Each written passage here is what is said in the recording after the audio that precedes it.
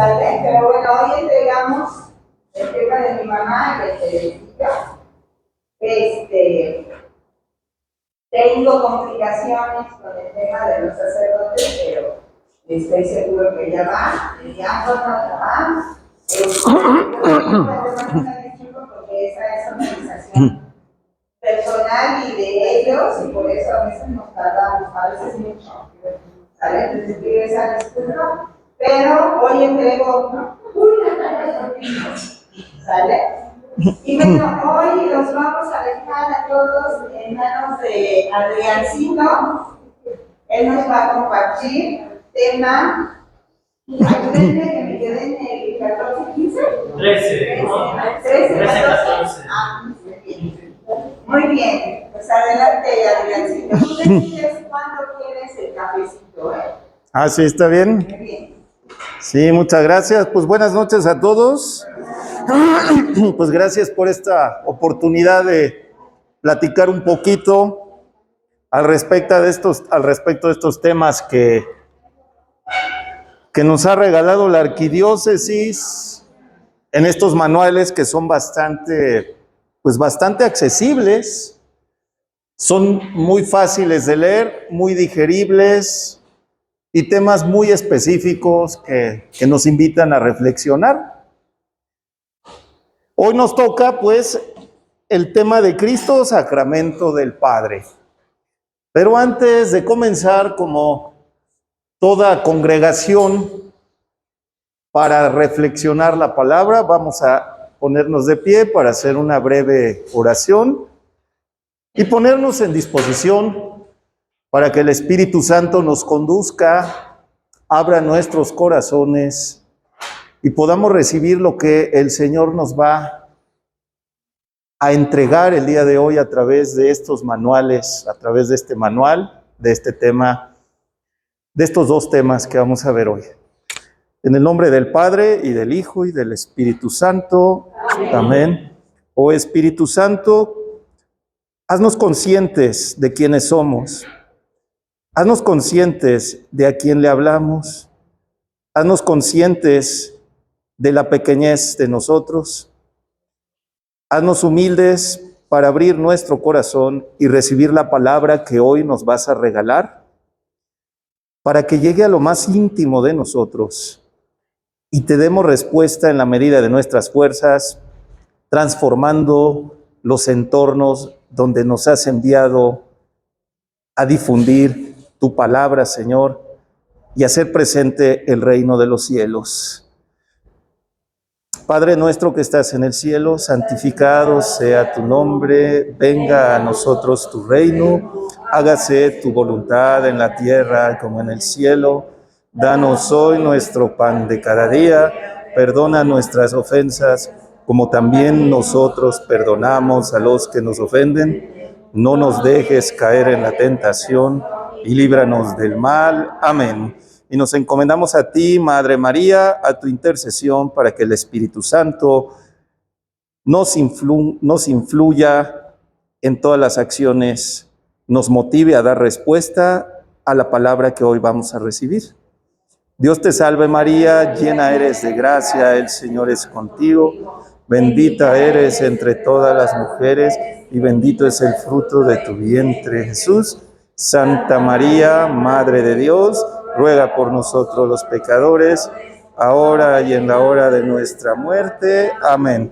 Y hoy voy a invocar la intercesión de un gran santo que acabamos de celebrar el 3 de noviembre, un grande llamado San Martín de Porres. Ruega por nosotros. En el nombre del Padre, del Hijo y del Espíritu Santo. Amén. Muy bien. Pues el tema de hoy, el tema que vamos a ver hoy es, uno de los dos temas es Cristo, sacramento del Padre. Jesús, y antes de comenzar el tema, quiero hacer una pregunta. Dice, como una breve introducción al tema, el libro nos dice, Jesús se opone a la ley al templo y a la sociedad de su tiempo. ¿Cómo creen que debemos de leer esta pequeña frase que yo cuando la leí me puse a pensar mucho? Así como yo me puse a reflexionar, brevemente quiero que me digan esta frase, ¿cómo la podemos leer? ¿Realmente Jesús se oponía a la ley? ¿Qué pueden decir al respecto? Jesús se opone a la ley. Él vino a perfeccionarla, Ok. que no se sintieran sujetos, prisioneros de esa ley. Ok. Gracias, Elvita. A ver, Omar. No se oponía como tal, al contrario, seguía lo que estaba pues vigente, la ley cumplía como cualquier ciudadano, obediencia. Sin embargo, yo creo que la enseñanza que dejaba iba en contra de la ideología de esa ley, pero no quiere decir que no la cumplía, al contrario. Ok. Una última más. ¿Alguien más que quisiera aportar algo? ¿Jesús realmente se oponía a la ley, como dice aquí, o cómo debemos leer ese mensaje? Uno más que nos comparta algo. Dios no vino a abolir la ley, sino a dar su ley. Lo que pasaba que era mucha carga para los hijos que la imponían, no movía ni un dedo para cumplir. Ok, muchas gracias, Lucio. ¿Y otro se opone al templo? ¿Qué querrá decir se opone al templo? Pues si sabemos que a lo largo del Evangelio de Juan se habla constantemente de que Jesús y se celebraba la fiesta de las tiendas y se celebraba la fiesta del otro e iba de peregrinación a Jerusalén. ¿A dónde? ¿A dónde sucedía eso? En el templo. Entonces igual deberíamos leer literalmente que se opone al templo Jesús con base a lo que sabemos. Elvita. Pienso yo que por el testimonio que daban los sacerdotes que estaban al servicio del templo, pero era para que los viera la gente, para que los tuvieran como muy santos o no sé, pero salían de ahí y no daban ningún testimonio. Ok, muy bien, Elvita, muchas gracias. Y por último, dice que se oponía a la sociedad de su tiempo, otra cosa que a mí me puso a pensar. ¿Qué piensan al respecto? ¿Realmente Jesús se oponía a la sociedad de su tiempo? ¿O cómo podemos entender? O sea, son tres, como toda lectura de la Sagrada Escritura, no podemos leer en un sentido literal. Y estos manuales realmente nos ponen a pensar. Con estos títulos, no debemos de leerlos literalmente, porque si leemos se opone a la ley, quiere decir que rechazaba, así en primera instancia, podríamos decir, rechazaba la ley. ¿Cuál era la ley? La ley de la alianza que se estableció en el Sinaí. ¿Qué fue? Pues la ley que el Señor le entregó a Moisés. Entonces, ¿se oponía a la ley? No, ¿verdad? ¿Se oponía al templo? Pues tampoco, porque cumplía, desde niño lo llevaban al templo.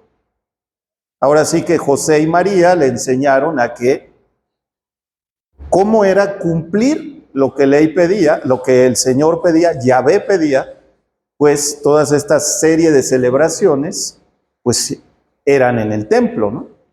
Y la sociedad, pues ¿a poco se opondría que hubiera pobres? ¿Se opondría que hubiera ricos? ¿Se opondría que hubiera sacerdotes? Pues no, cuando hablamos de oponerse a la sociedad es muy amplio el concepto. Entonces, efectivamente, los títulos no es el primer título que a mí me ha puesto a pensar de estos manuales, son muy buenos, pero hago esta pequeña reflexión porque los títulos hay que leerlos con cuidado, no en un sentido literal, ¿sí? Segundo, Jesús enseña que el culto debido a Dios se realiza en espíritu y verdad. Es decir, en la vida diaria. Se realiza en espíritu. ¿A qué le suena? ¿Y espíritu con qué dice? Con minúsculas, ¿no? Sí, es muy importante también las mayúsculas y las minúsculas. Entonces, ¿a qué se referirá cuando habla de que enseña el culto debido a Dios? Que el culto debido a Dios se realiza en espíritu y verdad. ¿A qué espíritu se refiere? Si es con minúsculas. Nuestro no un encuentro personal. Exacto. Bueno, no voy a decir exacto, pero porque no es bueno decir está bien o está mal, ¿no? Simplemente Omar nos ha dado una reflexión que nos hace pensar al respecto de que sí, efectivamente no se habla del Espíritu Santo porque es en minúsculas, sino que yo lo interpreto como se realiza desde el interior, desde el alma, desde todo tu ser, ¿no? Se realiza en espíritu y verdad. ¿Cuál verdad? ¿A qué se referirá con la verdad? ¿A cuál verdad? ¿A cuál verdad se referirá? A lo que decimos y hacemos. Ok, A Jesús, ¿no? Jesucristo. Bueno, Dios. ok, muy bien. ¿Alguien más? ¿A qué verdad se referirá? Yo creo que lo dicen a la vida diaria de todos nosotros, que hacemos. Ok, ok, gracias. Creo que, pues, podemos, si se fijan, tan solo el título da para toda una discusión, toda una plática. Es lo maravilloso de estos manuales que en pocas palabras podemos nosotros ir descubriendo el mensaje. Son textos muy breves que nos da el manual en los diferentes capítulos o secciones, pero que ameritan detenerse realmente a ver lo que hay detrás del texto y no en su sentido literal, como lo acabamos de, pues bueno, de practicar, por decirlo así. Bien, Cristo, sacramento del Padre. Vamos al título principal. ¿Qué querrá decir Cristo, sacramento del Padre? ¿Quién me dice qué es, qué significa la palabra sacramento? Como para relacionar por qué el título dice que Cristo es sacramento del Padre. ¿Qué son los sacramentos? Salvación. Ajá. Signo visible. Un signo visible. Gracias. Sacramento, ¿qué son los sacramentos? Sí, podemos decir que son signos visibles. Por lo tanto, lo que nos está enseñando tan solo esta lámina, el título, Cristo es un signo visible de la presencia del Padre aquí. Esa sería mi interpretación o mi contribución, ¿no? De esta parte. ¿Y qué vemos aquí al Señor Jesús? Aquí, pues, enfrente de unos fariseos, ¿sí? Y vemos que tiene algo en la mano, ¿no?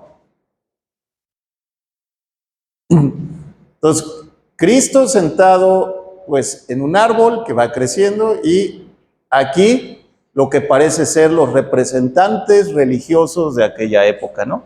Podrían ser fariseos, podrían ser los saduceos. De hecho, acabamos de leer una lectura de Jesús y los saduceos, ahora el domingo pasado, ¿sí? Y esa lectura viene muy ad hoc para este tema porque los saduceos era la élite, o saduceos, no estoy seguro cómo se pronuncie, saduceos, pues era la élite de la élite del poder religioso, ¿sí? Entonces, pues precisamente ese texto es cuando ya Jesús, después de que ya entró a lo que es Jericó, la puerta de entrada a la tierra prometida, llega a Jerusalén finalmente. y se encuentra con los fariseos, los saduceos. Vemos que en cuanto llega a Jerusalén, se va a hacer muy evidente esto de lo que estamos hablando aquí. ¿Por qué? Porque el templo era el centro más importante religioso, por lo tanto, las autoridades religiosas, los cumplidores de la ley, todos aquellos que eran extremadamente observantes de la ley, estaban allí en Jerusalén, una buena parte. Entonces, por eso en esta primera parte del Evangelio de Lucas, cuando entra Jesús a Jerusalén, vamos a ver una serie de encuentros que ocurre entre Jesús y estas autoridades religiosas. Bien, vamos pues a comenzar. El objetivo de este tema es descubrir la actitud de Jesús frente a la religión practicada en Israel. Actitud.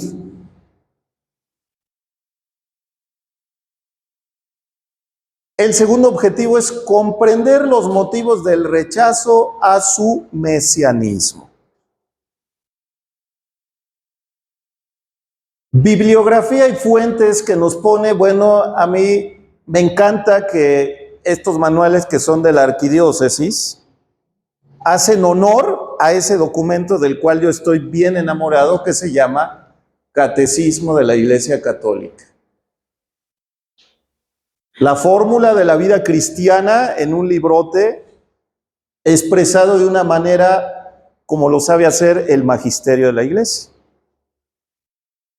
Nos hace referencia a un capítulo que es el artículo 4, Jesucristo padeció bajo el poder de Poncio Pilato, fue crucificado, muerto y sepultado. A ese capítulo, a ese artículo hace referencia el tema del día de hoy, o el catecismo nos va a iluminar sobre el tema que hoy vamos a reflexionar.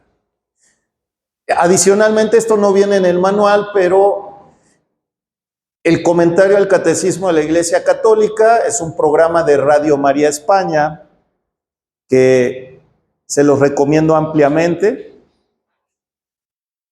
Monseñor Munilla es un obispo que antes estaba en la diócesis de San Sebastián y es cuando hizo este comentario al Catecismo. Son como 1000 y tantos programas de radio. Una belleza de programa muy recomendable.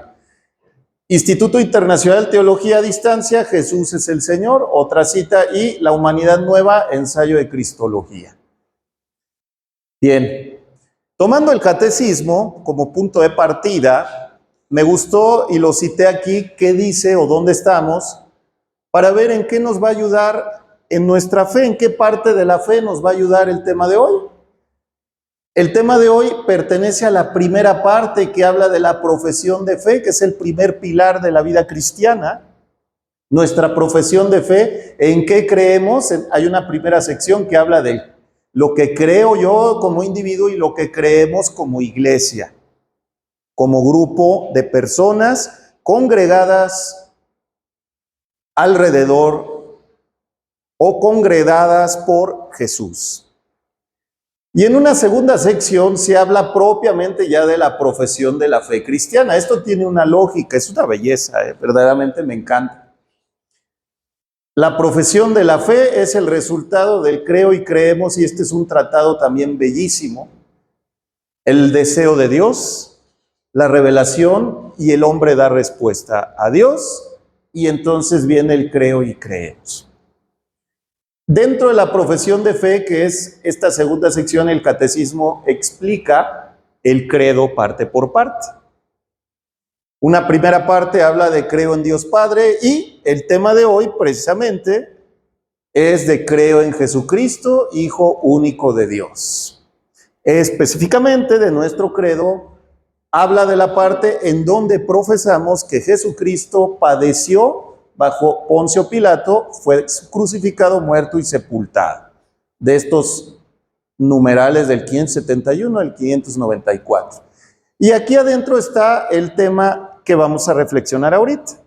Dentro de que Jesucristo padeció, ¿por qué padeció? El catecismo lo pone porque pone a Jesús ante la ley, Jesús y el templo, y Jesús y la fe de Israel en el Dios único y Salvador. Entonces, en conclusión, en el credo, el tema de hoy nos va a ayudar a entender tan solo lo que dice esta palabra. El tema de hoy nos va a ayudar a entender en que cada vez que digamos padeció, cuando lo profesamos todos los domingos, el tema de hoy nos va a iluminar para ir más allá del padeció. ¿Qué estamos profesando? ¿Qué estamos diciendo en el padeció? Y bueno, esto se menciona tanto en el credo niceno-constantinopolitano, que es el que profesamos todos los domingos, pero también en el símbolo de los apóstoles, que en cierto tiempo litúrgico también lo profesamos. Padeció bajo el poder de Poncio Pilato, y acá dice, crucificado en tiempos de Poncio Pilato, padeció y fue sepultado. Entonces el tema de hoy nos ilumina a que con mayor fe digamos padeció. ¿Por qué? El mismo catecismo nos lo dice para irlo iluminando. La Iglesia permanece fiel a la interpretación de todas las escrituras dada por el mismo Jesús, tanto antes como después de su Pascua.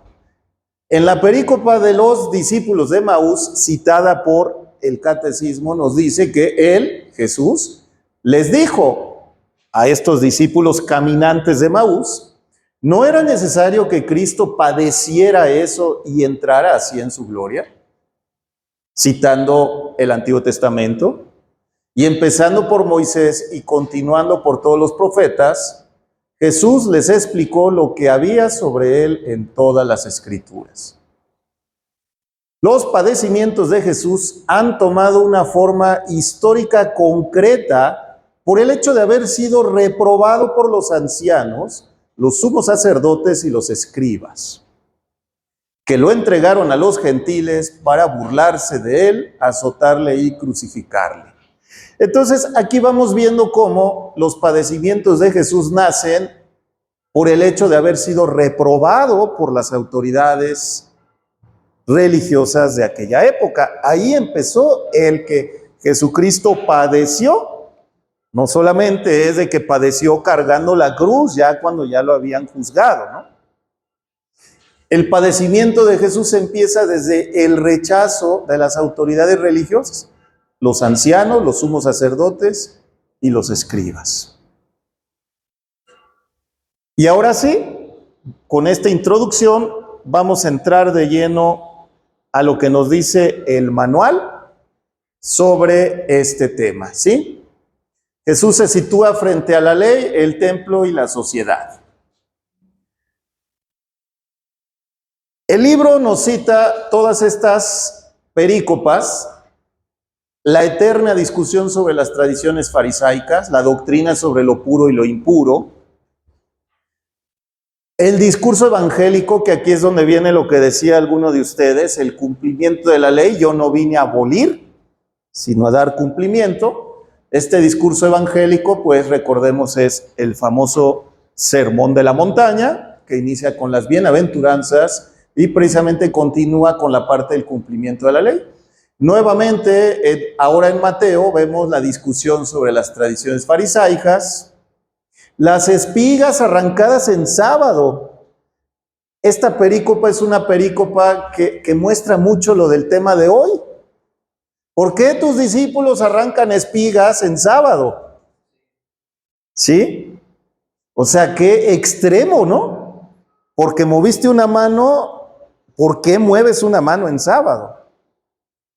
Es el cumplimiento de la ley llevada al extremo, ¿no? El catecismo, bueno, el libro nos lo cita, ¿no? El mandamiento principal. ¿Cuál es el mandamiento principal que nos dio el Señor? Sobre todas las cosas. Y amarás a tu prójimo como a ti mismo, o amarás a tu prójimo como yo os he amado, ¿no? Y Jesús y la samaritana en el pozo de Sicar también nos cita el manual. La cita principal del manual es sobre las tradiciones fariseas. Los fariseos y algunos maestros de la ley procedentes de Jerusalén se acercaron a Jesús y observaron que algunos de sus discípulos comían con manos impuras, es decir, sin lavárselas. Entre paréntesis, Marcos nos explica, conviene saber que los fariseos y los judíos en general no comen sin antes haberse lavado las manos meticulosamente, observando así la tradición de sus antepasados. No estaba escrito en la ley, es la tradición de los antepasados. Y al regresar de la plaza, si no se lavan, no comen. Y observan por tradición muchas costumbres. Por tradición, muchas costumbres, como la purificación de los vasos, jarros y bandejas. Termina el paréntesis de el escritor de Marcos y continúa. Jesús les contestó: que bien profetizó Isaías de ustedes, hipócritas, según está escrito: este pueblo me honra con los labios, pero su corazón está lejos de mí. En vano me dan culto, pues las doctrinas que enseñan son preceptos humanos.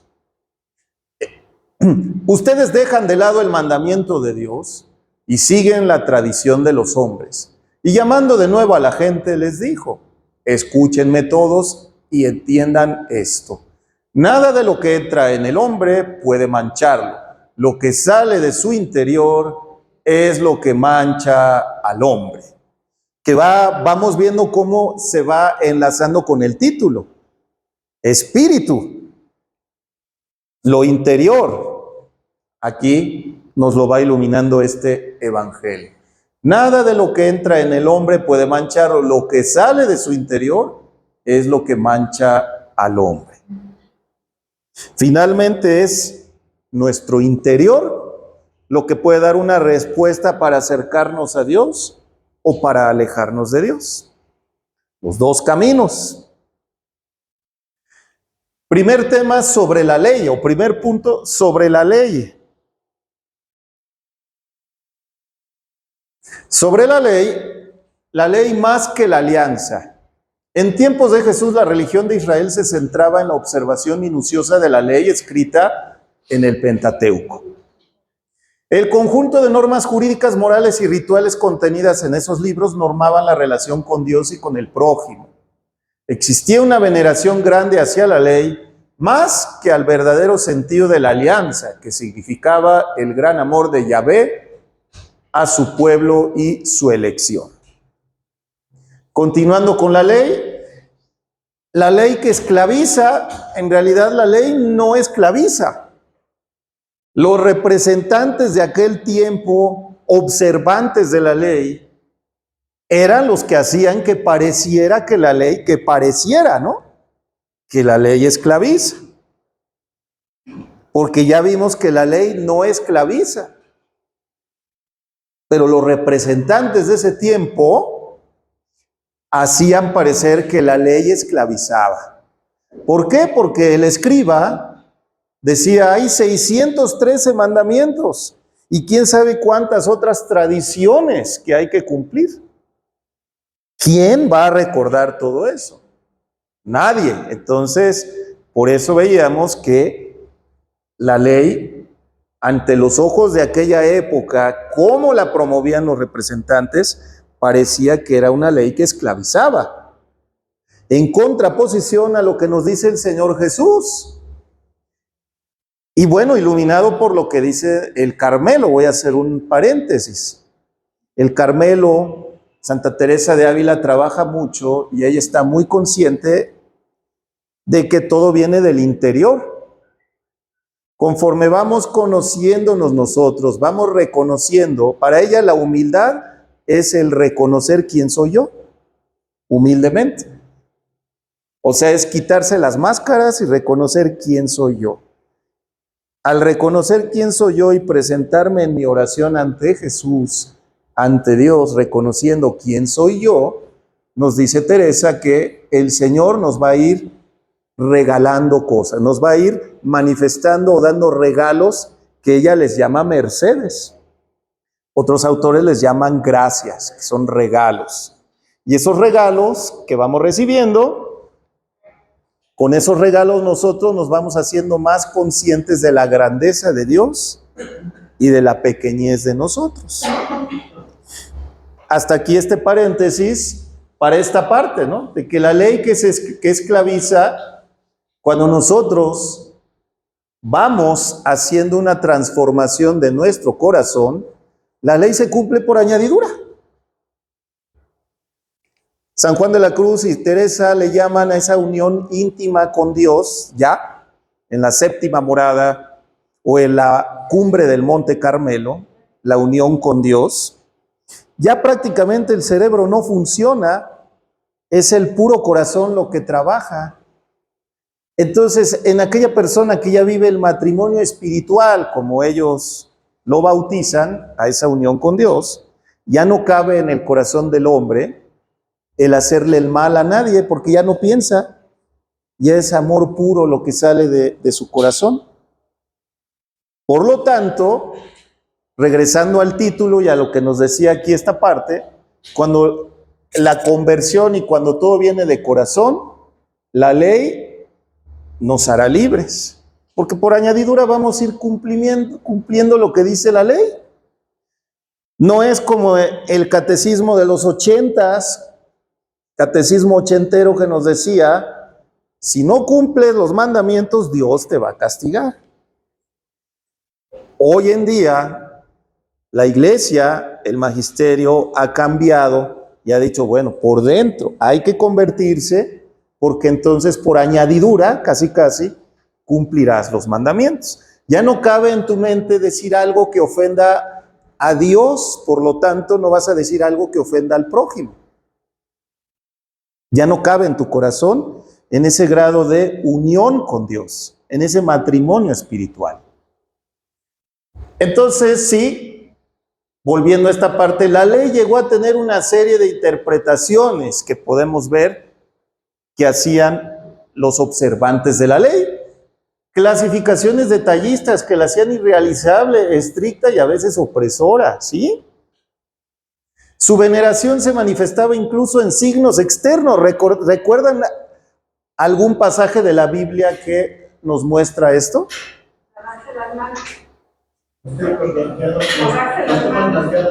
Así es, los sepulcros blanqueados, ¿sí?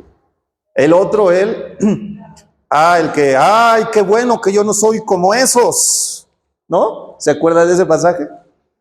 Qué bueno que yo no soy como esos, ¿no? Y estaba hasta adelante y el otro ni siquiera levantaba, ¿no? ¿Qué son? Signos externos, ¿no? Que observaba cómo la viuda, ¿se acuerdan? La viuda y el óbolo. ¿Se acuerdan? Que los observantes de la ley echaban monedas que sonaban, ¿no? Y la otra apenas echó una monedita que ni sonaba, ¿no? Signos externos. Miren, yo estoy dando algo, miren, suena, ¿no? Signos externos. ¿Era necesario conocer la ley desde la niñez? Sí, los judíos, por eso tenemos el Pentateuco, porque los judíos tenían una tradición muy fuerte de recordar, de memorizar. Desde niños, los padres le enseñaban a los niños a memorizarse las tradiciones y la Sagrada Escritura, cosa que hoy ya no tenemos. Nos cuesta trabajo memorizar, entonces sí, era necesario conocerla. El judaísmo a esto le daba mucho énfasis, para practicarla al pie de la letra.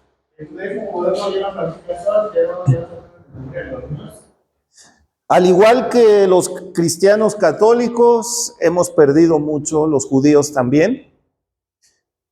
También ha sucedido que han ido perdiendo pues toda esa tradición, que realmente eso era una tradición riquísima de los judíos. Al igual que nosotros, bueno, a nosotros creo que nunca la iglesia no enfatizó tanto en memorizar como los judíos. Los judíos sí era memorízatelo y era recitarlo, ¿no? Nosotros no tenemos esa, o no se nos desarrolló desde la niñez, esa habilidad. Aquí dice que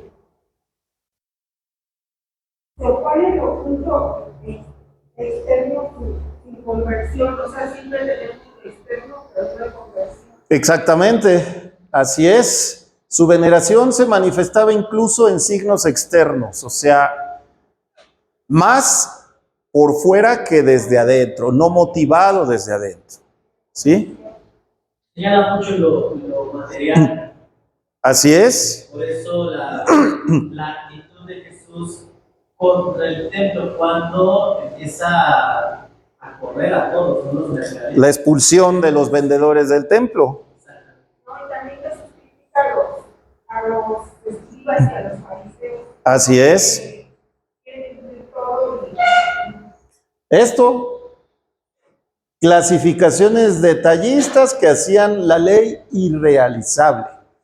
Aparentemente, y digo aparentemente, pero estricta, porque la ley era una, pero los fariseos le agregaban bueno, los judíos, la tradición que se menciona en el numeral anterior, pues le va agregando cosas, ¿no? Ahora lávate las manos, y ahora no toques esto, y ahora no salgas, y no levantes una mano, ¿no? A ver, ¿qué no en sábado, si tu buey tiene sed, no lo sacas a abrevar? Y tú dices que no cura en sábado.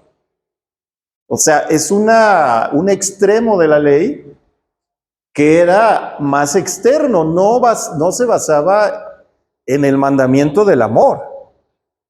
¿Sí? Jesús denuncia la injusticia social. Así es.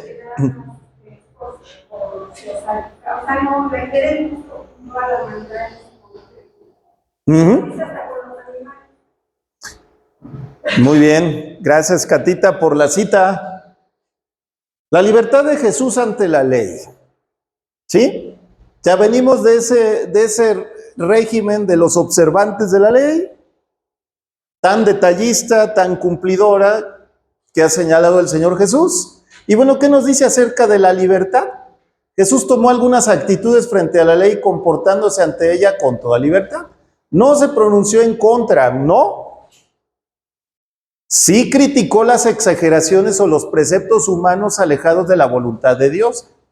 La tradición que nos menciona aquí, que históricamente los judíos le fueron agregando muchas tradiciones, como eso de lavarse las manos, lavar los platos, el que no levantes ni un dedo el sábado, es llevar al extremo exageraciones, ¿no? Creo que son claras esas exageraciones.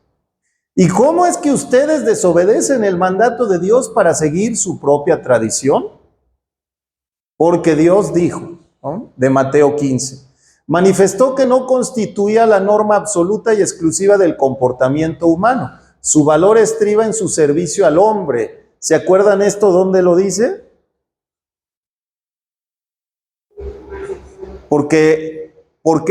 ¿Se acuerdan de esa cita bíblica? Porque el hombre no es dueño del sábado, el Hijo del Hombre, ¿se acuerdan de eso?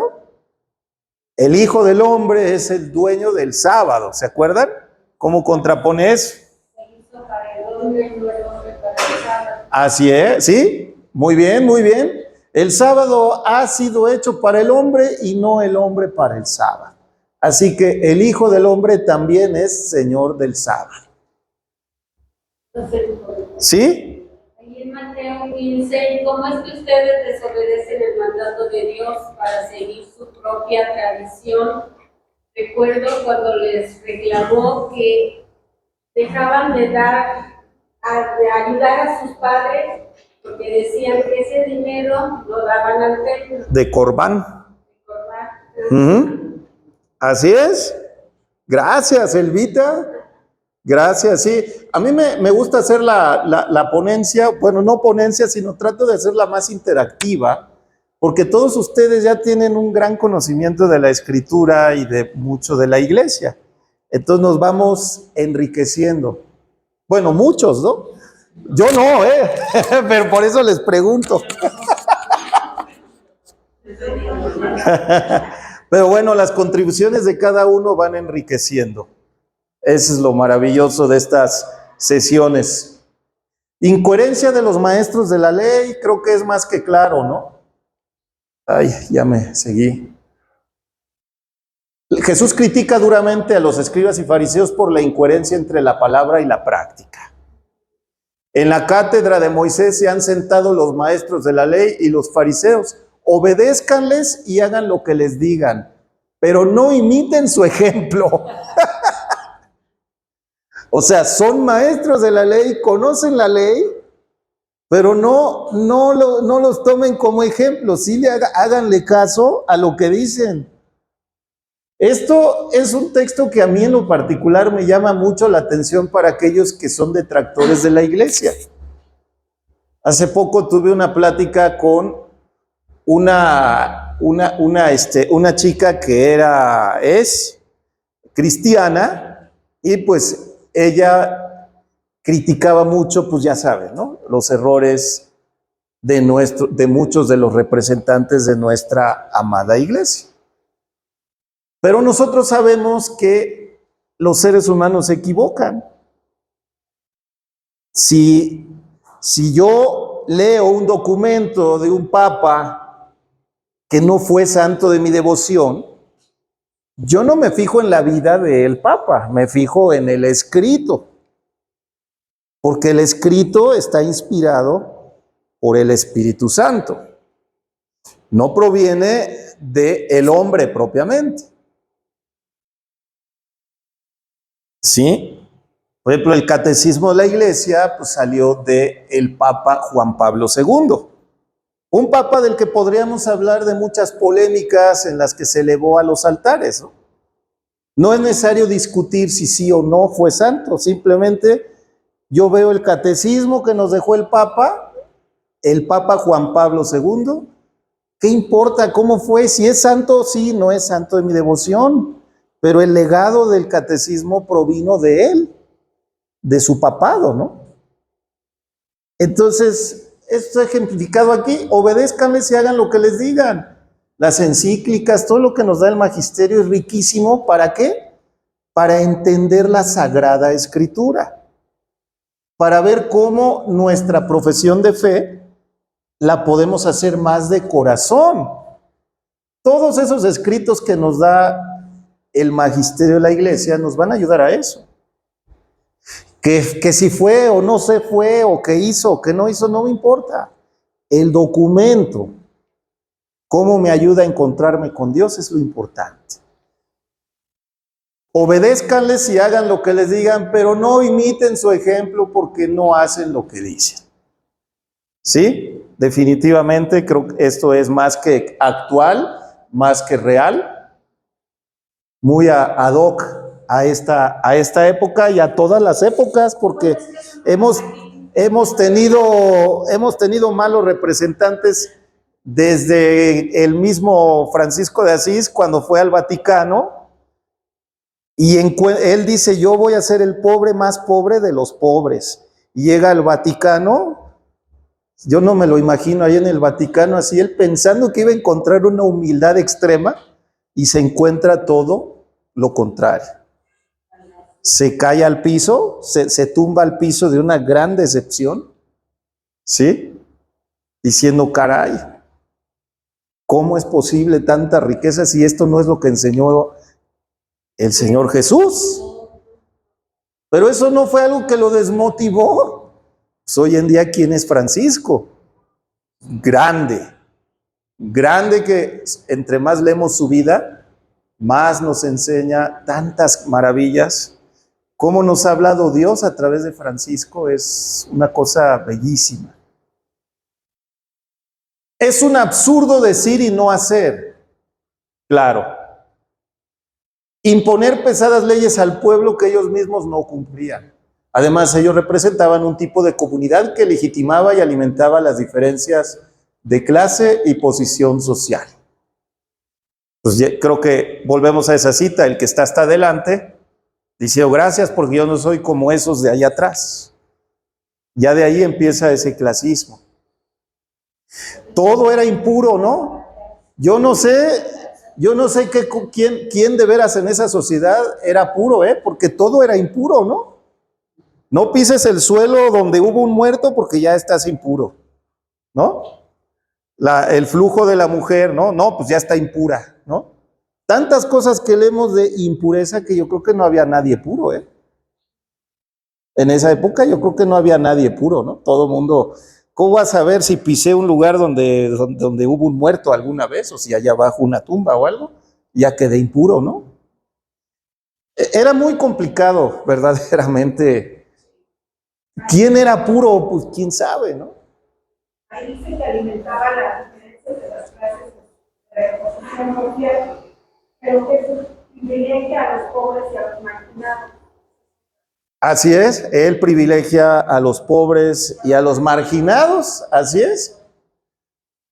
La plenitud de la ley, Jesús supera y lleva la ley a la plenitud. Ni piensen que he venido a abolir lo que acaban de decir, abolir las enseñanzas de la ley y los profetas. No he venido a abolirlas, sino a llevarlas hasta sus últimas consecuencias.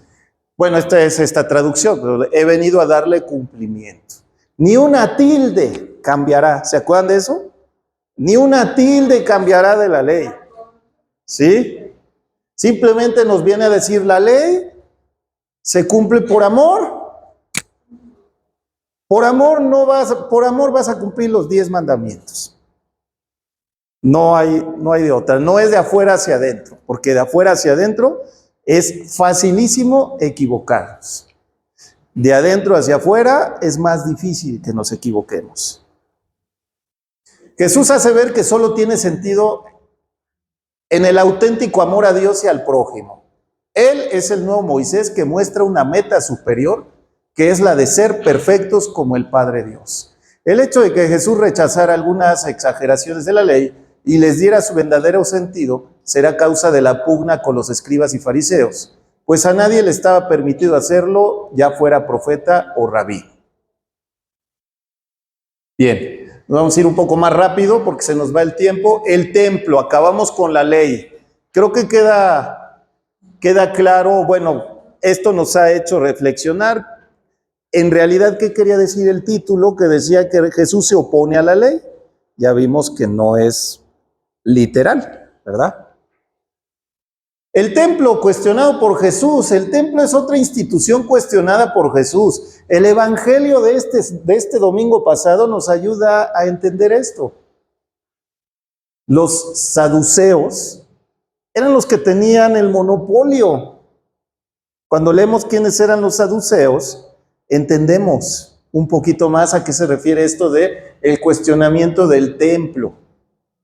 Se dice que los saduceos, todo lo que se recaudaba, pues ellos lo administraban. Todos los peregrinos que llegaban, pues esa vendimia que había ahí de vender un chorro de animales y de plantas y de cosas era pues para ofrecerlas de sacrificio en el templo en la fiesta que se iba a llevar a cabo. Entonces, ¿de dónde salía eso? Pues de alguien que tenía que vender. ¿Y por qué estaba vendiendo a alguien ahí? Porque obtenía seguramente un permiso, ¿sí? Y ese permiso costaba, ¿no? Y parte de la recaudación se dice que iba precisamente al templo, ¿sí? El templo era para el judío el lugar de encuentro con Dios, sí, centro religioso, sí, y centro cultural del pueblo. Los judíos debían realizar peregrinaciones anuales hacia Jerusalén, convirtiendo el templo en un lugar de suma importancia en la sociedad judía de la época de Jesús. Entonces, si yo vivía en Galilea, por allá en el norte, y tenía que hacer un ritual de purificación, tenía que ir a Jerusalén. ¿Se imaginan? Hoy, si yo quiero pedir perdón, busco a un sacerdote y me reconcilio, ¿no? Como hoy en día el cristianismo se ha acercado a la gente, nos ha ayudado y nos ha puesto los medios para reconciliarnos con Dios. ¿Sí? El templo, motivo de conflicto. El templo fue motivo de serio conflicto de Jesús con las autoridades religiosas encargadas de su cuidado y administración. Este conflicto se concreta, pues, la famosa perícopa de la expulsión de los vendedores del templo, el anuncio de la destrucción del mismo, Jerusalén, Jerusalén, como signo de su propia muerte, la entrada a una nueva edad de la historia de la salvación en la que el cuerpo de Jesús será el templo definitivo. Jesús enseña que el culto debido a Dios no es el material, no es el traer ofrendas como se usaba en aquel tiempo, para purificarme, para hacer esto, para hacer lo otro, etcétera, etcétera, sino, dice, este culto material vacío de sentido. Qué fácil era, pues llevo una paloma que se sacrifique y ya quedé, ¿no? Y yo sigo igual. Sino el realizado en espíritu, lo que reflexionábamos desde adentro y verdad. Es decir, el de la vida diaria, del amor, de la justicia y de la relación fraterna. Actitudes de Jesús frente al poder y sociedad de su tiempo, la sociedad. Sabemos que a Jesús no le gustaba o no se oponía, pues sí, a los abusos, se oponía a la exclusión contra inclusión, ritualismo contra conversión verdadera. Jesús toma algunas actitudes, no acepta ninguna autoridad que sea superior a la de Dios. Denuncia el mal social, su predicación es en contra de la injusticia. En cambio, ay de ustedes los ricos porque ya han recibido su consuelo. Ay de los que ahora están satisfechos porque tendrán hambre. No pueden servir a Dios y al dinero. Los pobres y marginados son los destinatarios de su misión como señal de que el Mesías está plenamente identificado con ellos, de suerte que el juicio futuro tomará en cuenta nuestra solidaridad con sus necesidades. Bien, hasta aquí este tema, prácticamente con esto cerramos. Estas actitudes aceptadas frente a la ley, templo y los poderosos y a todo lo que hacía esclavo al hombre o desfigurara el rostro de Dios, en lugar de un Dios que pide un exceso de rituales, hoy en día la iglesia nos dice que el Señor pide darle respuesta desde lo más íntimo del corazón. Así es como el magisterio nos ha tratado de enseñar en esta década de los 2000. Lo llevaron a serias confrontaciones con los responsables del poder político y religioso, que lo consideraron una amenaza, principalmente para sus intereses. ¿No se dan cuenta de que es preferible que muera un solo hombre por el pueblo a que toda la nación sea destruida? Del Evangelio de Juan. De este modo Israel rechaza a su Mesías, perpetrando un final trágico al tiempo que cumple lo escrito sobre su muerte, para conseguir la unión de todos los hijos de Dios que estaban dispersos. Hasta aquí es este tema. En conclusión, pues este tema yo creo que nos invita a hacer una reflexión, y también hago una cita de San Juan de la Cruz que quiero compartirles. San Juan de la Cruz, en uno de sus libros, que se llama La Noche Oscura, creo que sí es La Noche Oscura o La Subida, habla de apegos espirituales. Habla de, sí, curioso, ¿no? ¿Cómo puede haber un apego espiritual? Pues él habla de apegos espirituales. Un tratado muy interesante acerca de lo que para nosotros parecería normal, porque sí, a veces caemos en un exceso de ritualismo, como es lo que aquí denuncia el Señor Jesús. San Juan de la Cruz en esta obra hace un desglose de los apegos espirituales que se traducen en una equivalencia a pecados capitales. Es un tratado que nos hace a pensar cómo es nuestra respuesta a Dios a través de nuestros rituales, a través de nuestra forma de ser. Pues por ejemplo, la vanagloria de que yo sí vengo todos los domingos a misa, por poner un ejemplo así muy sencillo. Pero hace todo un tratado que nos ayuda a identificar esos apegos espirituales que nos pueden llevar a que realmente no lo hacemos de corazón, lo hacemos por tradición y además lo queremos imponer o lo queremos hacer cumplir. Pero ya es un comienzo, ¿no? Porque pues alguien ni lo practica. ¿Sí?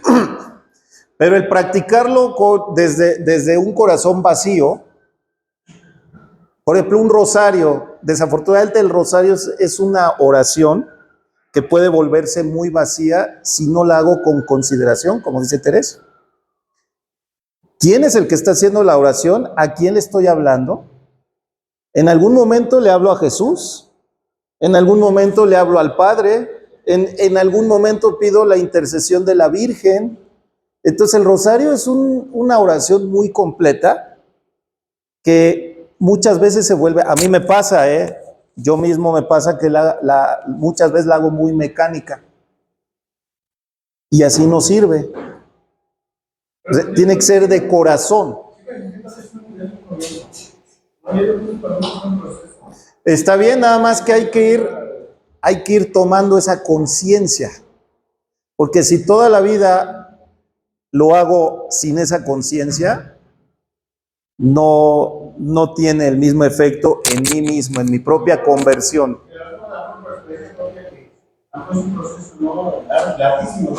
Pero hay que hacerlo con consideración, reconocer, híjole, hoy hice el rosario como loro.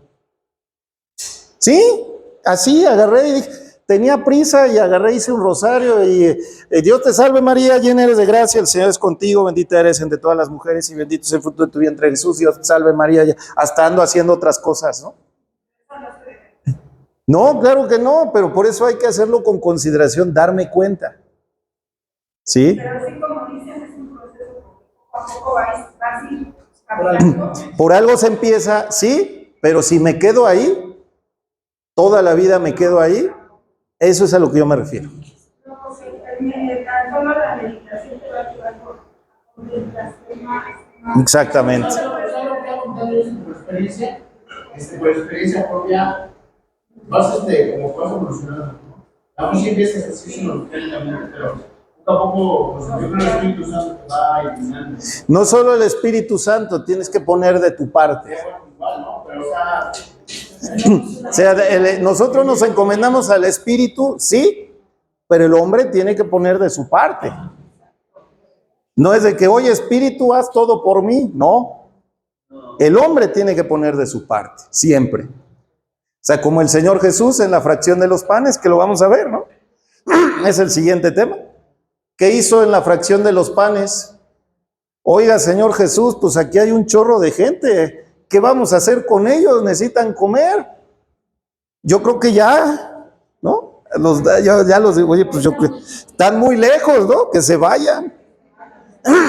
Porque si no, pues les va a dar hambre y luego, ¿qué vamos a hacer? A ver, pues busquen respuesta, hagan algo, ¿no?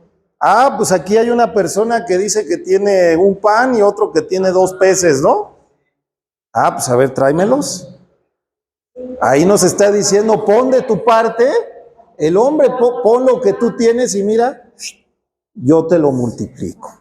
Es una enseñanza que nos da ese evangelio. Pero bueno, vámonos al descanso, porque ya es hora.